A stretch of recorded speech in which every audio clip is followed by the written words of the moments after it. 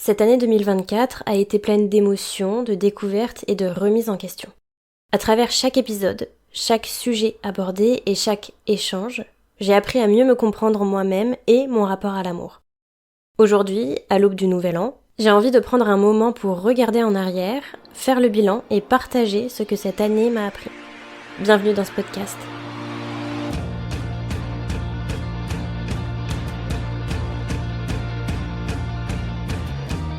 Amoureusement vôtre, épisode 21, rétrospective 2024, mieux aimer et mieux me comprendre.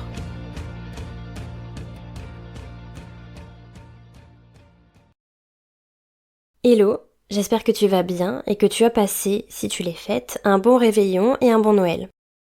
De mon côté, j'ai pu profiter de ma famille et de quelques jours de vacances, mais pour être honnête, j'étais dans un mood un peu bizarre. En cette période de fin d'année, on a tendance à faire le point sur ce qu'on a accompli durant les 12 mois passés. Ça se partage beaucoup sur les réseaux en ce moment, je le vois partout.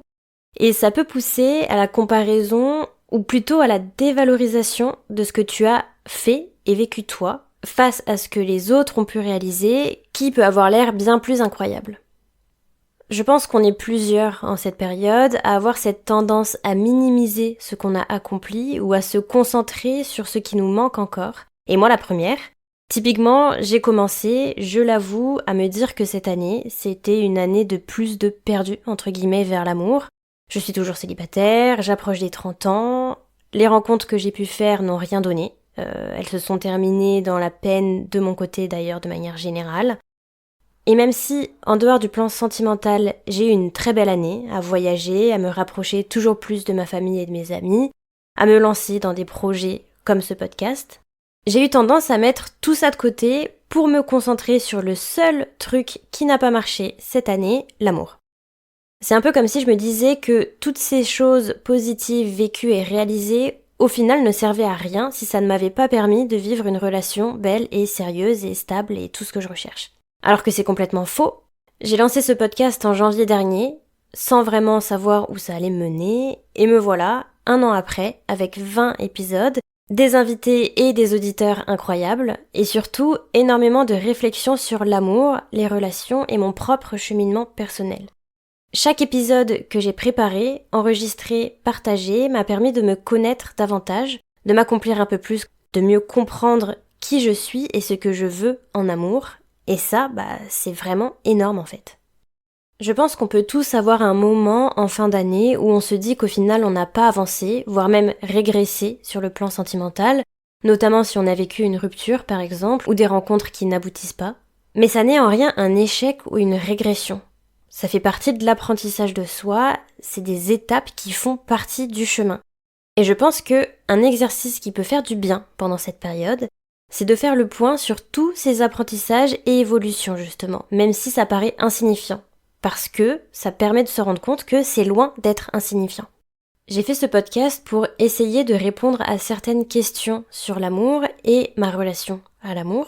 Si tu l'as écouté cette année, c'est que toi aussi, tu veux peut-être mieux apprendre à te connaître un peu plus sur le plan sentimental, donc tu te reconnaîtras sûrement dans cette rétrospective de mes apprentissages.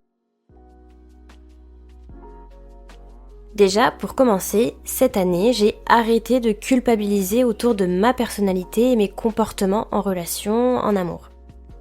Pendant longtemps, et jusqu'à il y a encore quelques mois, j'ai cru que si mes relations échouaient, si les mecs que je rencontrais ne voulaient pas aller plus loin avec moi ou s'investir, c'était parce que quelque chose clochait chez moi. Parce que je suis trop romantique, trop sincère, trop disponible, ou au contraire, pas assez mystérieuse ou intrigante. Ces pensées étaient vraiment ancrées profondément en moi et constituaient un gros blocage sur ma confiance en moi.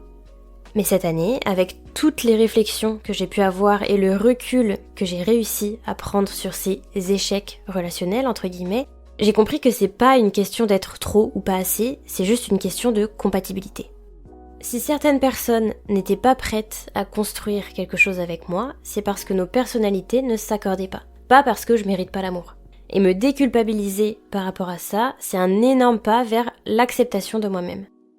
Alors, bien évidemment, ces pensées-là, elles disparaissent pas du jour au lendemain, et des fois, elles refont surface selon la situation que je vis.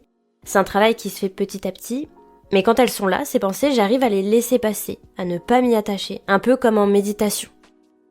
Pour continuer dans ce sens, je suis aujourd'hui beaucoup plus en phase avec mes comportements. L'amour, pour moi, c'est un domaine où je donne tout, parfois, même souvent. Bon, non, en fait, tout le temps, sans penser à moi.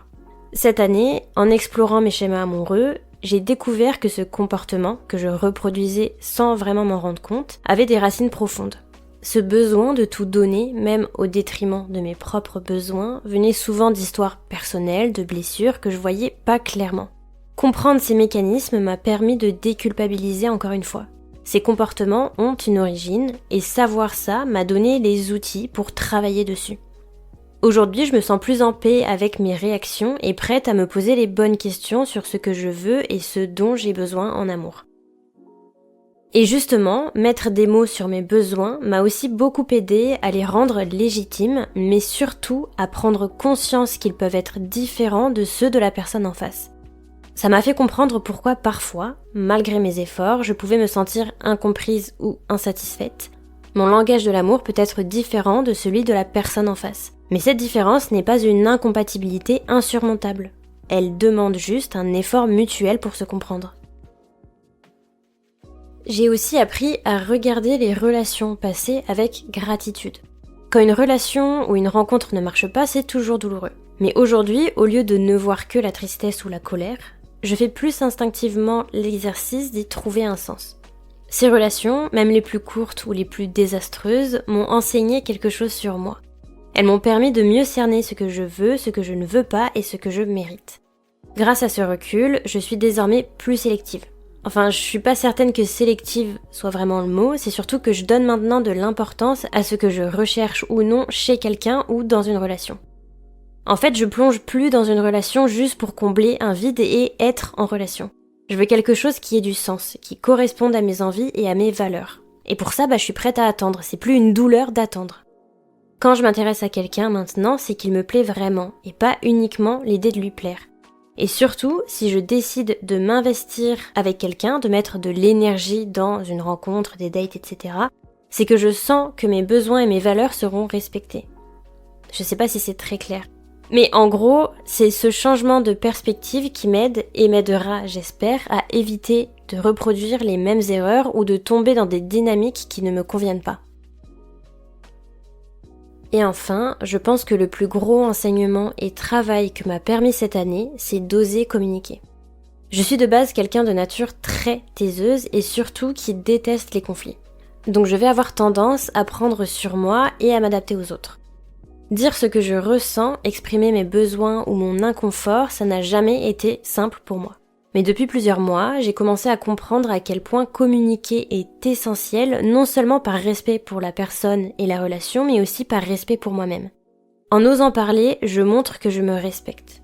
Dire je ne suis pas à l'aise avec ça ou j'ai besoin de ça, ça n'est pas demander trop, c'est simplement établir mes limites.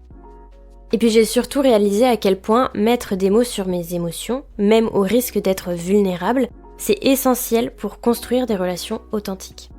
Bon, c'est vraiment qu'un début pour l'instant, ça reste un exercice très compliqué pour moi, pas que en amour d'ailleurs, dans ma vie vraiment quotidienne, mais je suis déjà très fière de cette évolution, et je me dis que chaque pensée et ressenti partagé me rapproche de la personne que je veux devenir et que je suis fière de devenir. Ah oui, et j'apprends aussi beaucoup à lâcher prise, mais ça, on en parlera plus en détail dans un prochain épisode. Si je fais un vrai bond en arrière en revenant au tout début de cette année 2024, je pensais que j'étais rien de plus que la fille sympa et drôle avec qui on passe des bons moments, mais pas celle avec qui on veut construire quelque chose. Aujourd'hui, je termine l'année avec une conviction bien différente. Je suis assez.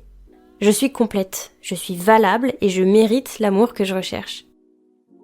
Cette évolution, elle s'est pas faite du jour au lendemain, mais elle est le résultat de chaque réflexion, chaque épisode et chaque pas que j'ai fait pour mieux me comprendre. Alors oui, je termine l'année encore célibataire, mais je termine aussi l'année plus forte, plus alignée et plus en paix avec moi-même, ce qui pourra être que bénéfique pour la prochaine relation que je construirai. Et ça, c'est déjà une victoire immense. Si toi aussi, tu as l'impression de ne pas avoir avancé cette année, je t'invite vraiment à faire cet exercice à regarder tout ce que tu as appris, vécu et traversé, parce que chaque petite étape compte. Je suis vraiment, réellement et sincèrement reconnaissante de tout ce que ce podcast m'a apporté cette année et surtout de tout ce chemin que j'ai pu construire avec toi et toutes et celles qui m'ont écouté. J'ai hâte de continuer cette aventure avec vous en 2025. Merci pour votre écoute, vos messages et vos partages. On se retrouve très rapidement pour encore plein de nouveaux épisodes. Amoureusement vôtre, comme toujours.